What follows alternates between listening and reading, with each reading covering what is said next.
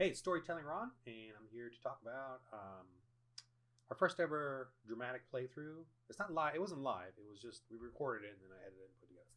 And I'm just here to babble. I hope you and give you some tips on what I'm doing, what I'm prepping for the next adventure for that group, and what I've been thinking. So this is not for players. If you're a player, get out of here. No, no, Griffin, no, get. This is I'm revealing too much here. This is meant for dungeon masters only. Um, so what am I doing now for Storm King's Thunder? I'm assuming you watched my first about Storm King's Thunder, the DM tips and review, explaining how I'm just going to go through the giants linearly. You know, hill giants, stone giants, frost giants, fire giants. I'm going to go through that and take out all the other stuff. Still keeping still keeping the essence of the story with Imroth, you know, the ancient blue dragon, and all, and the conches or conchs, and all that. But they have to go through each one, and the conches cannot teleport. They're more like iPhones. So that's how he was able to keep them all in line. But now that he's not doing that, they're all going crazy and doing their own thing, and for the ordning or whatever, we're getting maybe a little bit of thought control through Imroth and through the deep old one. Yep. So, what am I doing for the next? Now they're on episode 9. They'll be doing episode 9 next, and it's tough. We're in Hollywood, and these are all freelance people, actors, filmmaker guys, social media. So we had to cancel it last Thursday because only one guy could make it, and I was like, you know, it was good though. You know, I do want more and less than less. Having two there is okay. It's fun, but I feel like there's a lot of effort for the DM. But when you have like 3 or 4 players, it's really nice. You kind of set things in motion, and then they play. You know, and you just kind of sit back and relax and kind of prep things while they're doing their thing. But when you're like playing solo or with 2 people, that you as a DM have to constantly be, you know, getting things going. At least that's how I feel. I do love playing solo and duels, but I'm right now, you know, with my family and with my daughter, I've been playing a lot of solos or 2 or 3, you know, at the most. You know, and now that we're with a group, I really want more. You know, want a whole group arguing with each other or laughing at each other while I'm just sitting there enjoying the show. So episode 9, I think we might have 2. Sorry, might have a coronavirus or something. We might have 2 or 3 new players or return newish players and stuff. So I'm still trying to figure out who's coming and who isn't. Thusly, there's going to be a lot of first level players. That's right. I'm not going to bring them in 3rd or 5th. I love playing first. I love people experiencing that. It's only for like one night, and you know, giving them a little fear with that. And yeah, even though they're coming up to Groodhag with a bunch of hill giants, I want them. Your first level. If you can't show up, you're going to be first level or whatever. And we do have a new player, Alyssa, who's an actor, and she's first level. Now she's 2nd, so she should be showing up for this one. Especially, I think some of her stuff got canceled because of all this coronavirus stuff. But so she'll be coming for sure. For sure, she's really happy. I think based on our talking. The main 3 guys should be showing up, and then a couple of new people, and maybe another person. So we'll see. Anyway, what is a DM? What can you do now, especially like coming into something big like this? I mean, they're coming. This is an epic finale, or you know, for the Hill Giants. I'm really pretty excited, and as you can see, I've changed the map. I've changed it according to what I think. I should get the original out, but I'll just tell you, the original has a tower over here. Just making sure this is working. A tower over here, a watchtower with hobgoblins. It has, you know, sheep here, and it's got pigs in there, and this is all just nice and clean grass, right? I'm like, no, I don't. I just, you know. Maybe it's a criticism on them, but you know, they lay the groundwork, and then we as DMs come in and do what we, you know, make it the way we want to.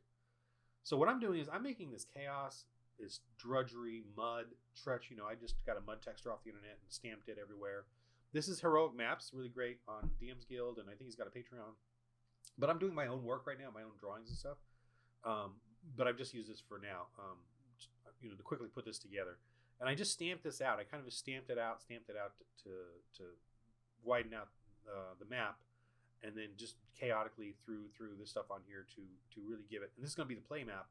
So they'll have some area to come sneak around if they want, or however they decide. I do notice that too. When you make like a fort or some sort of entrance or area, you really got to make an open area that they can move around and sneak around in. You can't just make that location. You got to, or at least have two. One of the a close up of the map of the whatever the keep or fort or whatever you're doing, and then another map where you zoom that out and then add some terrain because they want to, the whole one of the biggest parts of adventuring is getting there. Oh, I forgot that this is here. This is from Heroic Maps. I'll leave that there and see if they want to go there, but there's nothing there. I'm just gonna say maybe the giants do little rituals over there. That'd be kind of cool. But yeah, if you do want some basic maps, Heroic Maps is really good. I think there's the guy or whoever makes it, really nice basic stuff that you can use and manipulate however you want. So basically, I want to make it like just a field of death and carnage. The hill giants, they bring the stuff in. I don't believe that they should have a bunch of sheep and pigs there, because if they did, then why are they going out and pillaging? If they're breeding their own. And granted, these could be like that they have some that they've all stolen, but again, I think they would just eat it all up. They would not know how to take care of them. They would, you know what I mean? It would be a disaster. I'm going to describe it as half-eaten sheep and pigs and cows and a lot of just rotting carnage and carrion all around. The goblins don't care. They'll eat whatever. They're picking up scraps. The bugbears are a little more, to me, the bugbears are a little more smart. They might have their own little, whatever, but they'll get food off of the leftovers from the giants inside. And the giants are dropping, obviously. There's a butcher. I'm going to have a butcher definitely underneath who's butchering. And he doesn't have all the pigs there. He just has maybe pig carnage, rotted, festering with the Otiogre there with him, I think, or something. And some bugbears, but not, it's not going to be organized. And I took out the tower because I don't want hobgoblins. To me, hobgoblins are more oriental in my view, and to me, I just don't use them. And I don't use ice shield orcs that are mentioned. I just use goblins and bugbears. And to me, the bugbears are just bigger versions of the goblins that are just when they get bigger and stronger, they get hairier and more smart and creepier. That's just sort of the way I'm doing it, because I'm not into like the tribal turning goblinoids into like tribal Native American tribes or whatever, that good or bad, kind of like what Warcraft does. I'm not into that. I'm into Middle Earth, Tolkien, where they're bred for war, they're created for war, and they're evil. The word goblin is meant to be something evil and horrible, and I'm not going to do it. I get there's a nice story where you can create like a monster and he turns good. I get that point, that thing, that's cool. It's not my thing though. I want D&D. I want them to know they're good versus evil. I want them to know they're going somewhere to vanquish evil, because evil will not stop doing evil. So that's what this is. And let me just do this. And so, am I going to have some 5th level characters and 1st level characters come to Groothound? I'm thinking no. So I still haven't finalized this yet, but I'm pretty sure I'm going to go this way. This is going to be too much for them. Oh, one other thing I'm going to have do, which will be cool. I think it'll be cool. I was going to draw some like staked, some knights on stakes, impaled, torn apart viciously. But this is sort of a family video, so I want to make it more family friendly. The live play or the actual play in my videos. So I don't want to be all gruesome like that. So I'll probably just have them like dead around parts. I might draw a little more here just to make But I'm definitely going to describe this as a field of carnage, with dead creatures, and then I'm gonna have dead knights, and probably the goblins are taking scraps off of them, whatever's left of them. But at least they know. But it's to give them more of a worldly sense of the environment, like the Knights of Sumter Hall, that they have heard of and did try to come and fight them, but failed. Got killed. Underestimated the organization of the hill giants. So this is obviously going to be festering and gross, because the butcher, remember, he butchers in the basement here. So all the gunk comes out, all the organs and offal, whatever they don't eat or whatever just gets dropped, and the refuge, the manure, the giant waste comes out here, and this is going to be a field of festering, evil creatures and disgusting things. I'll probably do some sort of DC con, tests on them if they do go in that area. Lots of bugs and mosquitoes and vermin and all kinds of stuff. So I'll probably do something like that. But if they're gonna have a bunch of first level players, okay, what am I gonna do? Am I gonna have them come up and check this? I don't think so. I think I'm going to do a little digressing, a little side quest ish, but it's not really a side quest because it's gonna still feel like they're going towards this. So this is what I'm thinking. And no players allowed. Okay, so you know how we do have the dripping caves. I found this on the internet where they took out the numbers. I don't know where I found it, but I just do a search and there it is. But they took out the numbers, so I'm not going to use this the way it's explained in the book when it's at Nightstone, right? The Nightstone, they come here and they rescue the villagers. What I'm going to do is this is going to be the breeding layer for the goblins and the bugbears, and it's going to be and they haven't doing this, they haven't really encountered any spell casting, right? It's just giants and so like that. So I'm gonna have like a shaman in there, little goblin-y shaman, and a transmutator, a transmogrifier in there, who's the one turning the goblins into bugbears using the awful and human kidnappings to turn them, do like a melding or whatever. I'm not gonna get into much detail about that. It would be family friendly, but it's gonna be. This is where the bugbears are formed or bred or whatever. Just like kind of like in the two towers, they're getting bred and cocooned. And it's a small operation. It's him doing a few at a time, one at a time or whatever. And the goblins do have a little breeding area. So I do think the goblins do breed, but it's very like it's very animalistic in the sense that there's maybe a chief guy and he breeds and that's it, and the other goblins are all just left to be angry the entire time and not have a mate. So, but right now they're at the old tower where they got Moog, the female hill giant, and they persuaded her to join them. And I'm going to make her fight. Not like she's not going to fight like effectively, but she's at least going to be there to help them reduce the amount of giants that surround them. So she will do that, and she's going to be looking for her husband, her mate, and she may draw. So she could draw off a giant or two from attacking, kind of thing. I'm not going to make it like every turn she's going to just start swinging, kind of, But so it'll be fun. It'll be interesting.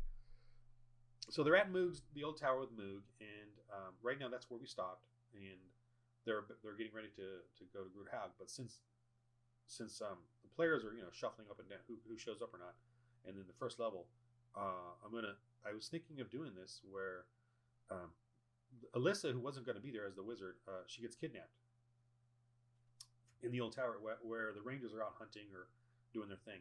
So the story is going to be Moog is going to go off to find Shug to help them, right? So they're, oh, cool. So they'll wait for her.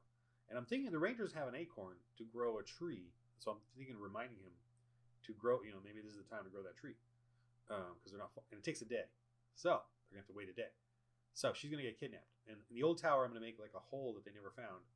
Or I'm going to probably make it outside nearby where there's waste like stink.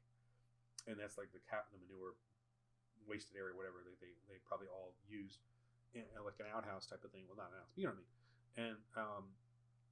And then there's a hole there where the goblins came out, abducted her. They have a sleeping bomb that they can use, like a stink bomb, a sleep bomb, and they go back into the hole and get away. So now they realize, oh my gosh, she's now if she though comes that night, I think what I'm going to do is I'll have it where they've taken her, but they maybe didn't get very far. That way the rangers catch up, and so they rescued him. And if there's other new players too, that's where they all get rescued. If new players show up on that night, I'm going to have it to where that's where they all are hiding, hovering, stinking, tied together. All these first level or second first level players. I got to figure something out to introduce them, that makes sense in the story. So what I created then is this, and I want to show you this. Check it out. Let me zoom in here. See that? Look at that. That's kind of interesting. There they come. It's going to be in the dark caves. They got to go follow the goblins and try to rescue their wizard friend. And I'm going to make this pretty fun. This is going to be on the screen. So what did I do here? It's pretty simple what I did. And I should make this a totally separate video, but I don't care. I'm going to put this on here because that's how dumb I am. And as you can see, so I'll show you what I did. So let me take off the grid map, which which you can use. I'm sure I won't use the grid map. I don't like using grid maps, and it's pretty evident what is an inch when I use this. So I don't like grid maps anymore. You really don't need grid maps. You just that's 5 feet, that's 10 feet. You just kind of guesstimate, and that's enough. And I always favor the players. I'm not gonna like, no, just if it's a 10-foot radius and you kind of look, okay, you get all those guys. You know, it's not a big deal. Have fun. Okay, so what did I do here? Well, it's pretty big here. Let me show you. These two are the torch and the mask, as you can see. You can see the little shape there. That little shape there is this. Let me just turn everything off just so you can see what I'm talking about. Okay, so that's just I just did a quick little mask, you know, a little haziness around it, and then that's that one. And then this one, all it is a yellow dot with a glow effect here, you know, on it. Turn the effect off, just a yellow dot. I just did a glow effect. You know, I was tweaking like what looks good, blah blah blah. So that's that. Okay. This is your basic underground. You know, I added a chest here and some water, but you know, I just got a mud texture off the internet, and then just did a pattern or whatever, and then I stamped in this water area, and I made then this is just black. This layer is just black, and I erased it, and it has bevel, you know, and drop shadow. So it gives it that. Let me turn off drop shadow so you can just see there's the. I just used an eraser, and you know it's got a big tough bevel with a texture on there. Let me turn off the bevel. So this is the map. See, and then there's the shadow area, and then there's the beveling cut thing. And technically, or I'm not sure technically or not. I don't believe this layer. Okay, I locked it. Good, yeah. And of course, I locked them, so you can't move those. You can only move the torch layer, and these two layers are linked. I put a little link with them. I don't think it seems like that this layer is affecting the bottom layer, like lighting it. Which, oh yeah, it does. Anyway, that's pretty cool. Where am I going? But yeah, it's gonna be doing this. So I'm assuming they're gonna have a torch. If they don't have a torch, I'm gonna be like, whatever. But one of them is a human, so he's got to have a torch or some kind of light source. So that's the map, and I'm gonna have them go through this map this, and I'll just show you the whole thing so you can sort of see. It's really dark here, but ooh yeah. Well, let me bring the torch up then. Ugh. Okay, so in this area, yeah, I can't see anything. Let me just turn off the effects so I can show you kind of what I'm doing. So I'm gonna have them, you know, they're gonna come up through here. I'm gonna have. Oh, let me show you carrion crawlers. So these are my minis. I'm gonna be printing out for this adventure, the sidetrack adventure. Now I have, well, her name is Goo in Storm King's Thunder, but I call her Gru. That was a mistake, but a great mistake. Oh, I should tell you that. I should say it's brilliance that I decided to use Gru, because all the goblins and the bugbears call her Gru because she grew. See how genius I am without even knowing it. So her name is Gru to me, and I found this on the internet. Obviously, this is their, you know, the whatever, the D&D thing. And I'm gonna just use this paper one. I was gonna draw her, but it's a one-time use type of thing. I don't want to draw her. I'm not gonna use her again. So, but these are my carrion crawlers, my little minis. Boom, boom, boom. I'm gonna do a swarm of smaller ones. I think it'll be fun if they get like stuck in the mud or whatever, which I'm gonna try to do. Even the first levels, these are gonna swarm them. You know, I'm gonna put that right out there as a mini, and they gotta. And all I'm gonna do for this is like they gotta roll like a DC 12 Dex or something like that, and then for each one they get to grab one and crush it and throw it. But like if there's 5 of them on them, they're gonna take 5 hit points that round. You know, if they get to go first, and each one you kill takes out 1 hit point. So it's kind of like a rock croaky thing. I'm gonna do it like that, and I might do a mild poison save where they're getting a little slower, a little sluggish. But I'm sure other players will come in and help them, but it's still going to be creepy, you know, like, I'm going to do that. This is be a larger swarm of them. And then these are the large ones that they'll eventually encounter. And then these are my some goblin mobs I'm going to use. So, you know, I cut this out and fold it, and it's just a mob. And so the way I do mobs is just really simple. Like if it's got 7 hit points, so times 5, 35 hit points. It does get double affected by like area effect spells, like fireball or whatever. And I won't give him 5 attacks. I'll just give him 1 or 2 attacks plus 1. So if they're +3, then it's +4. And then I might do like an extra hit die damage on them, and then that's it. And then I might, so that's that. That's kind of how I do mobs. And then I might do 1 extra little skill that they have, because they're a mob, like a sneak attack, a potential sneak attack, or I don't know, whatever. There's I kind of use like the whatever those skills are. I'm kind of going blank right now, but I just give them 1 extra little thing. I think that because there's 4 archers. Maybe if they attack you, I would say, all right, you have a DC 12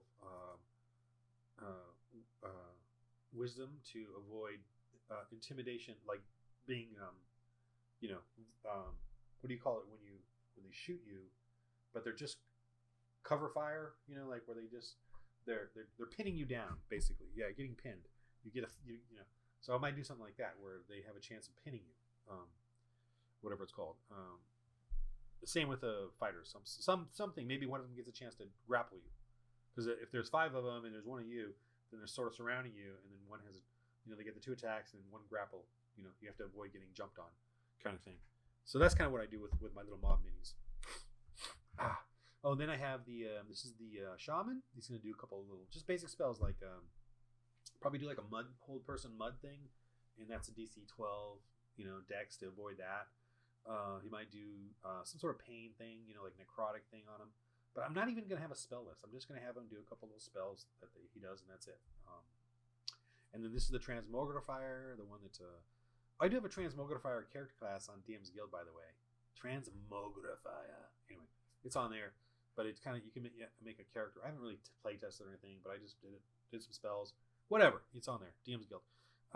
But this is my little Transmogrifier that's creating the bugbears, and he's going to be in there. And I'm going to give him a couple spells too, just a couple basic, like I don't even know. I'll probably make it up when we play. I really, I could make a little list of things that I want them to do. But again, I do have a video on easy spellcasting where you don't have to create the entire NPC with entire spell slots and spell lists and sorcery points or whatever.